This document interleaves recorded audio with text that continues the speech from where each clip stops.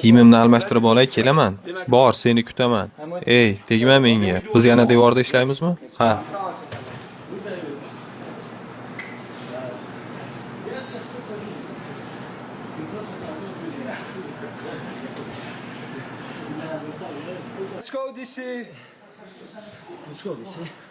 Iltimos, yuzimga tegma. Nimaga? Shunchaki tegma. Qanday qilib grappling kurashayotib yuzimga tegma deysan? Sen shunchaki meni qiynamoqchisan. Unutma, hech qachon buni qila olmagansan. Menga bu kerak emas. Meni vaznim endi yengil emas. Sen bolakaylarga o'xshaysan. Yoki endi bola emasmisan?